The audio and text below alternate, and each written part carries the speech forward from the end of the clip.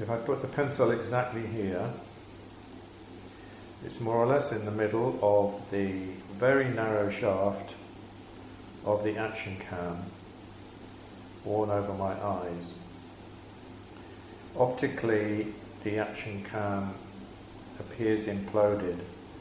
The rectangle of the action cam appears imploded to a narrow strip, very narrow strip. From here, if I look up, to here if I look down. So from where the distance between the camera and the page, the size of it, if I draw around it, is about this. And this side is the slightly lighter white of the viewfinder.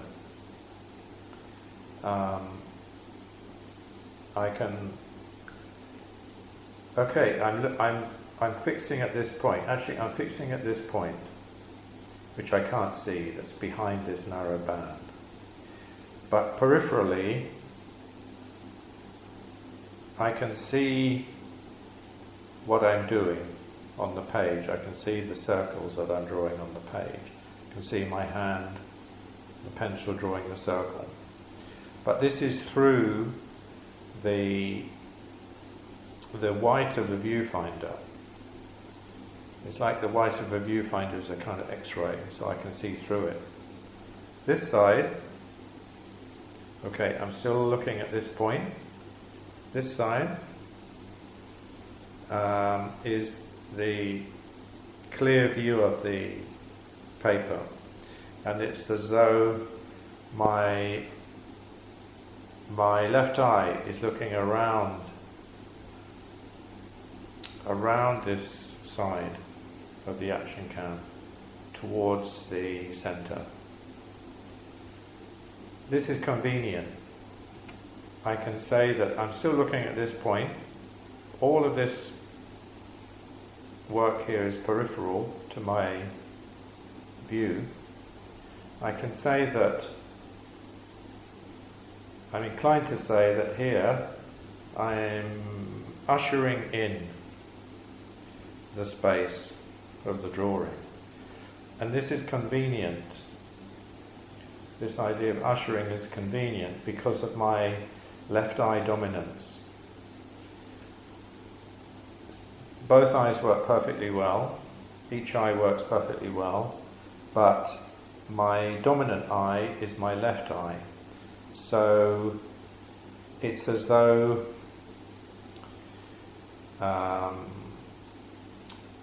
the facility of my right eye is working through and assisting the left eye.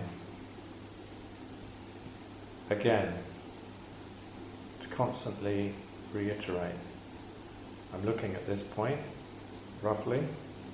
If I move this way, this point has now moved here. And peripherally, I can now see this. I move this way, the point has moved here. Peripherally, you can just about see this. Moving back to the center. So, peripherality, to coin a term, because I don't think it exists in the dictionary, peripherality can involve a very narrow circumference of one's vision. It's more than this, but I can see this point. This point is looking centrally at this, focusing on this, through the dark band of the action cam. I can see my left hand peripherally, I can see my right hand peripherally, can continue to see continue to see, continue to see, continue. I get the feeling that probably this distance is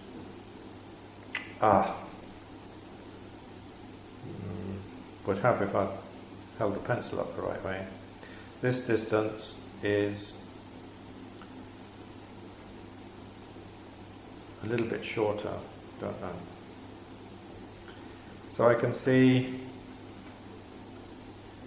my hands and pencil moving. I can draw them back in again.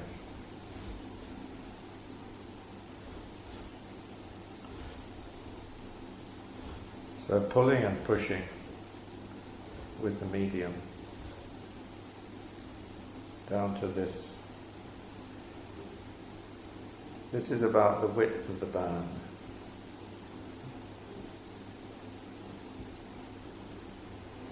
I'm still looking at this point, and I'm tracing the band of the action cam. To continue up, I need to look up. So I'm looking up. Here, this is point of focus. Here, this is point of focus.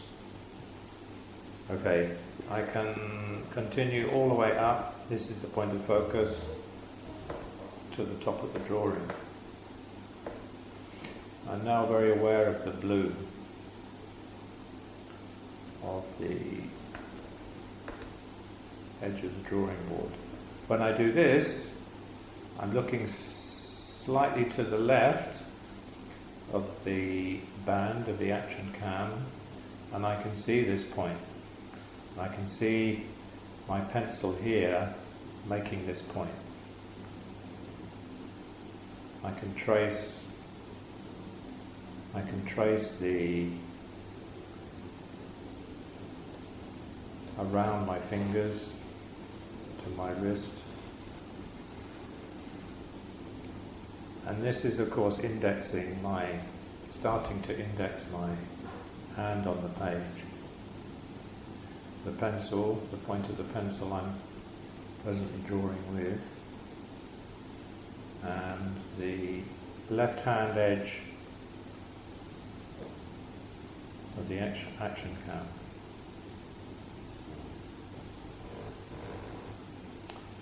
And this left hand edge appears to have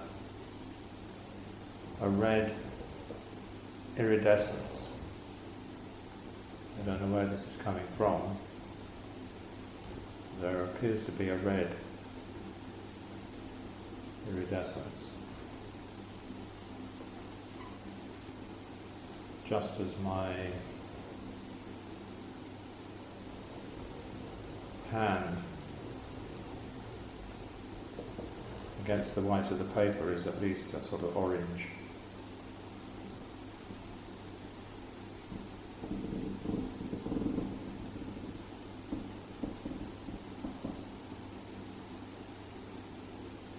And this is so from this point, the action cam is perfectly aligned with its edge across again to so I'm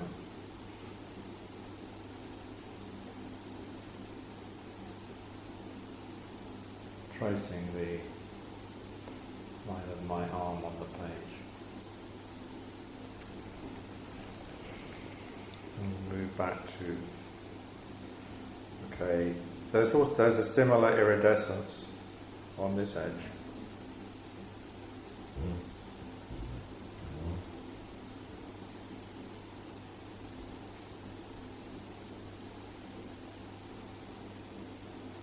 And of course, you, the viewer, whom I'm at present addressing, cannot see the action cam. But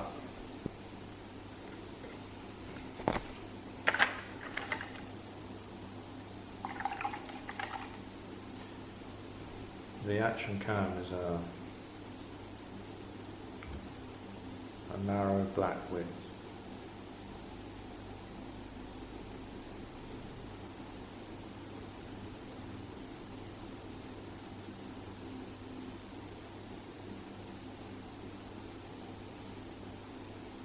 And I can't see what I'm doing, but I'm presuming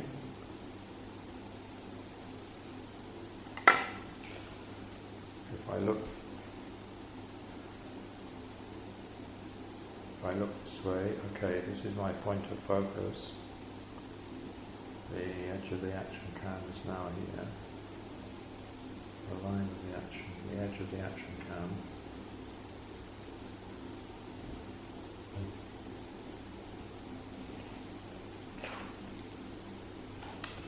The irradiated red edge of the action cam. I can see what I've done here.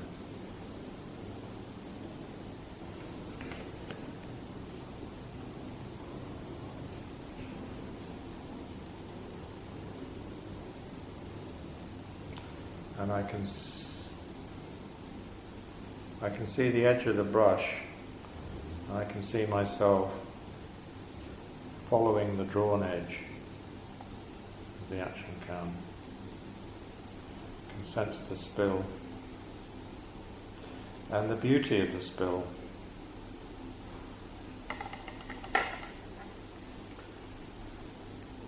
It's been disrupted by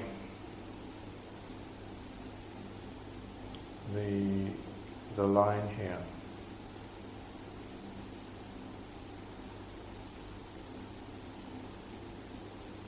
This is the pencil. This is the action cam. From between here and here I can't see the pencil, although of course in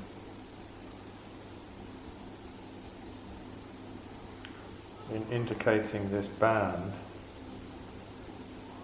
that causes me, the band of the action cam that causes me not to be able to see,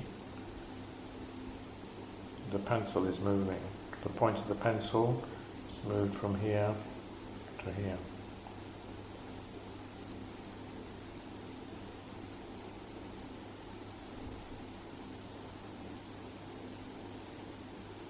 Follow the right edge of the action cam again.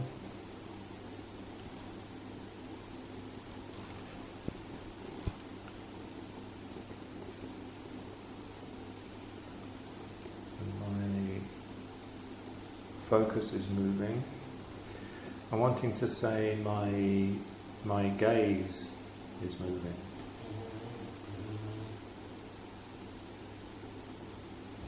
Because I'm staring fixedly.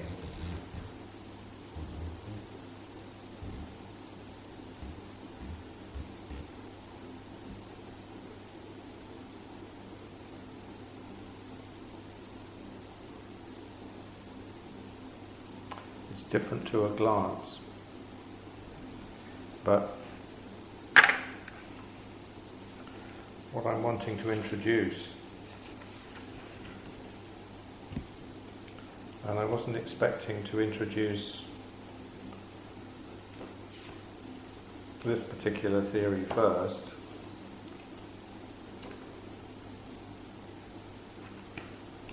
is the idea of the glance from Jacques Lacan, the psychoanalyst Jacques Lacan, from his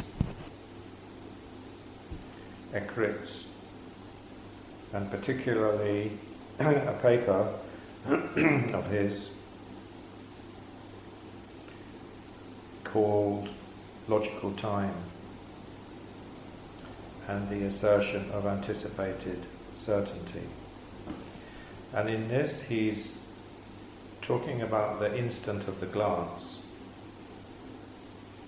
An instant implying, of course, a very, very, so short a length of time that it's almost a point in time. But he's saying that the instance of the glance can vary, the time length of the instant can vary to enable the need for comprehension to occur, to enable comprehension to occur. So in a sense, the variable length of time of the glance can mean that we vacillate within this time while we're making up our minds about something. The time for comprehending can be reduced to the instant of the glance, but this glance can include in its instant all the time needed for comprehending. So how am I relating this to the drawing? Well, for one thing, due to having done this kind of thing before, drawn and spoken my thinking while drawing, I find that I leave and have to leave pauses in my speech. So my speech pattern is very broken, unduly broken. Much more so than it would be if I were simply speaking. And I'm wondering if the pauses in speech are to do with the need for engaging in the drawing. So the lapses of silence in speech are to do with engagement in drawing. I disengage with speech in order to engage in drawing. But this engagement in drawing is also like a disengagement with thinking. So it's as though thinking stops while drawing. And in that respect, drawing involves disengagement. So it's a sort of paradoxically a kind of focused disengagement.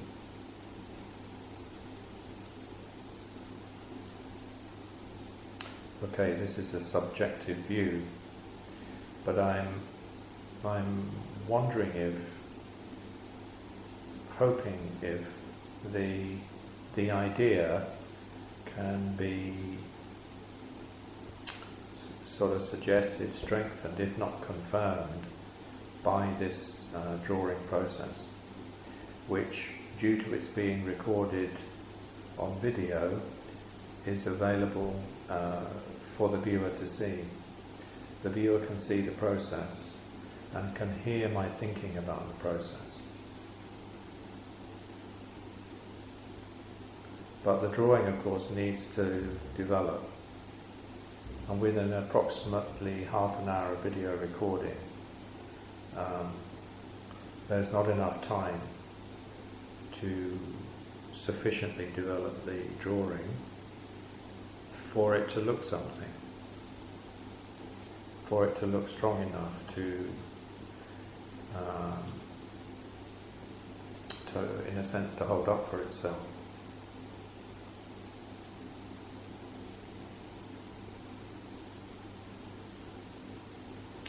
Vacillates.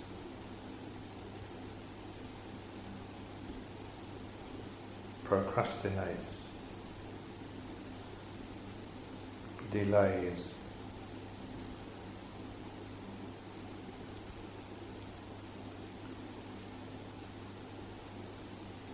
Before concluding. So the process, the drawing process, is in a sense a means and even maybe a form of vacillation, procrastination and delay.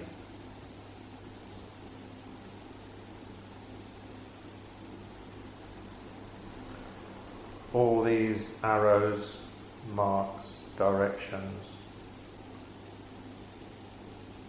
tracing around the motif, which is mostly at the moment the narrow band of the of the action cam are indications in a sense of uncertainty, of not knowing where to go with this. And in the process of not knowing where to go, vacillation, procrastination, delay, the drawing develops. Even through the autonomous activity of the medium, such as the spills. There's something beautiful about these, which are totally automatic, triggered by the watery basis of the ink, but then allowed to do their own thing, and they're drawn by gravity down into my lap.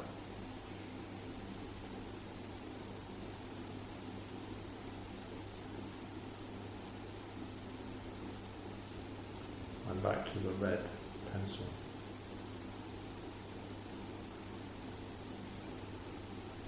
So I'm wanting to draw around a red pencil, and I'm wanting to draw it in red. And in the process of transferring from the black pencil to the red, in a sense, I'm conceptualizing the process. So it's not so automatic, it's not so instantaneous as it was. There's a gap between wanting to do this and having to set up the conditions to do it. So I'm having here to resort to my memory. Okay, I know roughly that this is the shaft of the red, but still I'm working from memory of the visual sense.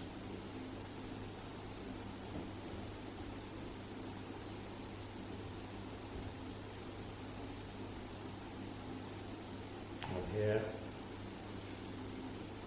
I can disengage, I don't need to speak all the time. But I'm feeling a sort of degree of obligation to speak.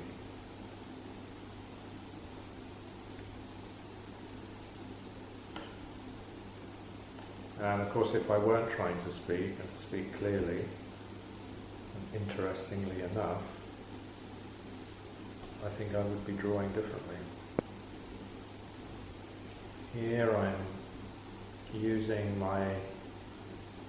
the movement of my left hand, especially at the wrist, to draw the curves of the creases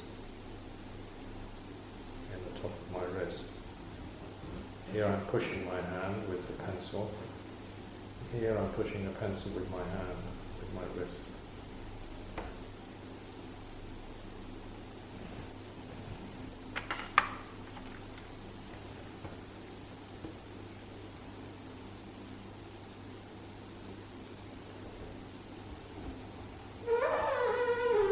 Here I'm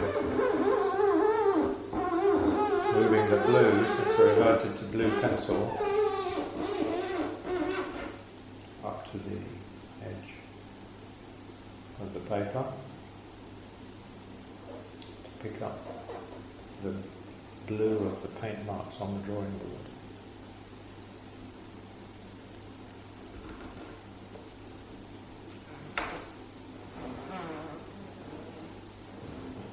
And the pencil is broken. And I'm drawing down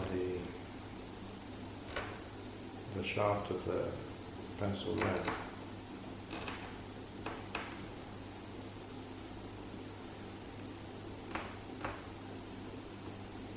Where it crosses the filing card, it leaves a different sense, different impression between here and here.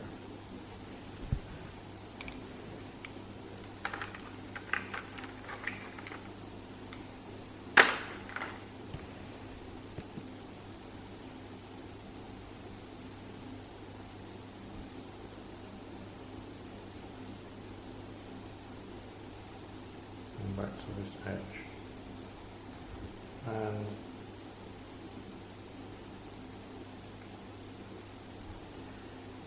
if my point of focus is here, peripherally, I can see this. I can't read it. I seem to remember it's the word vacillate, but I can't actually read it. I can see that there's text, and I can see there's text above it. This is focusing here, but I can't actually read it. I can see there's text here. I can see there's text here. I can remember roughly what the text says, but I can't actually read it. This is my center of focus. Up here, there's some indication of the curve of the plastic lens goggles. Over here, there's some indication of the curve of the plastic lens goggles. That's with this as the point of focus. I'm now covering over this. The narrow band of the action cam is actually over this.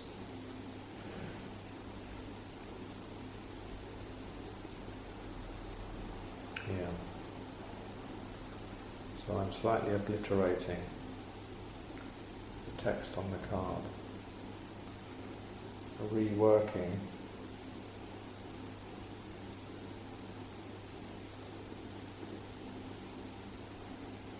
Okay, this is quite beautiful. It appears to me at the moment to be brown, more brown than grey, as opposed to this. I don't know why this is. Maybe it's to do with wherever the iridescent red is coming from, that's causing this to read as brown. But the beauty of it is that it describes the fact that the edges of the action cam are actually blurred, quite indistinct.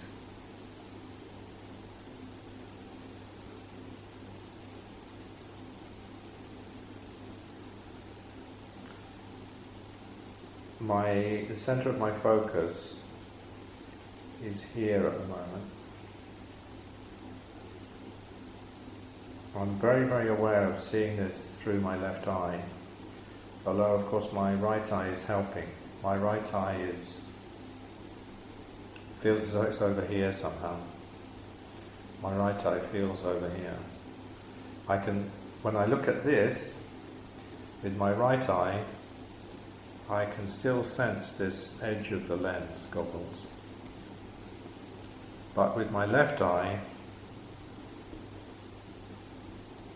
I feel as though I'm really focusing on this point, mainly with my left eye. This is very strange. It feels as though my eyes are quite separated. It's as though I can see the separation. This with my right eye. All of my left eye concentration, focus, is on this point.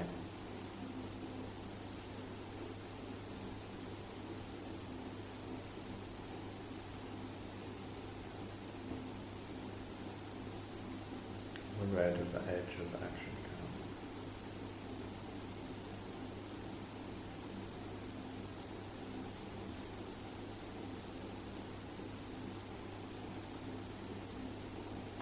cam. The instance of the glance can include in its instance all the time needed for comprehending. I find this a very relevant statement, even powerful statement, that the instance of the glance can have time, and the time can be as long as one needs to achieve comprehension.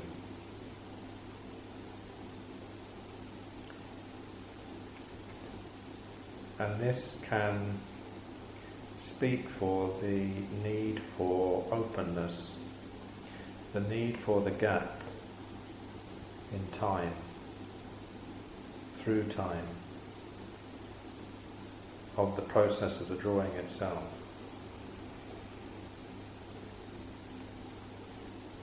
The gap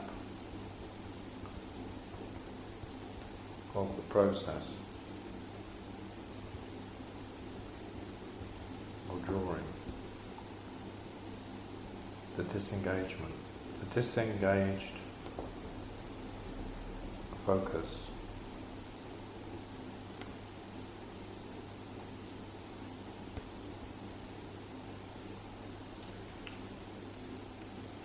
Another way of speaking about this is via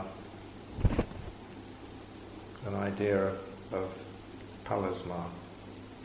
The architect and architectural theorist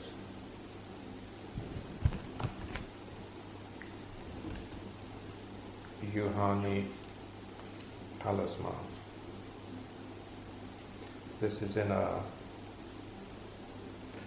from a book of his called The Eyes of the Skin.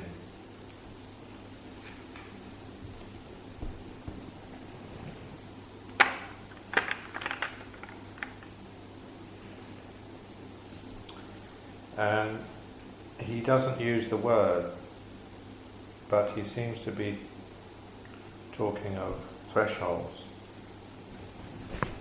And he says, architecture initiates, directs, and organizes behavior and movements. He says a building frames, articulates, structures, gives significance, relates, separates and unites, facilitates and prohibits. And here, this is the important point. Authentic architectural experiences consist, for instance, of approaching or confronting a building, rather than the formal comprehension of a facade. He says, of the act of entering. Authentic architectural experiences consist of the act of entering. This, to me, refers to the threshold of the entry to the building, the threshold of the windows, the threshold of the stairs between one floor and another, this kind of thing.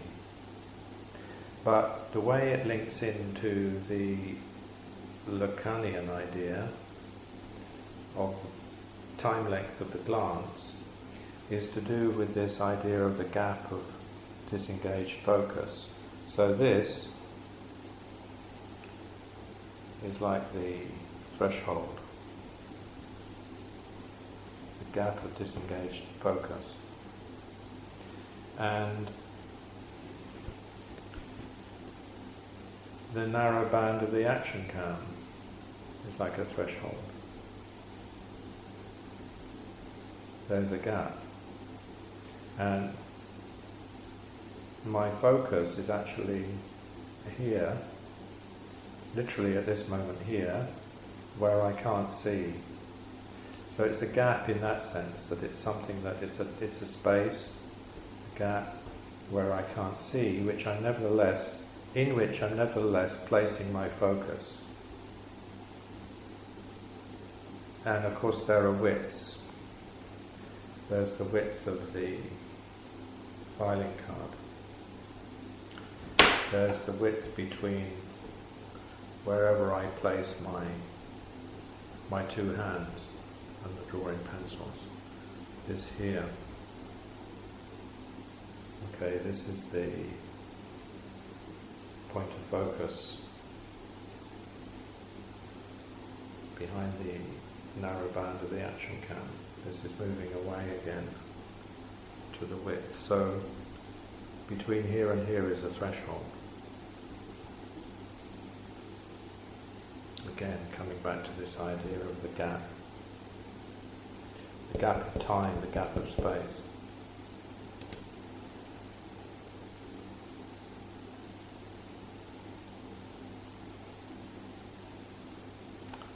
Architecture separates and unites, facilitates and prohibits. Facilitates and prohibits is like the natural limitations of the medium. In other words, the behavior of the medium. And I can see a very nice example of the behavior of the medium here, where the ink has come across the filing card and it's bled into the filing card. It's left this stronger, again, indexing of the edge.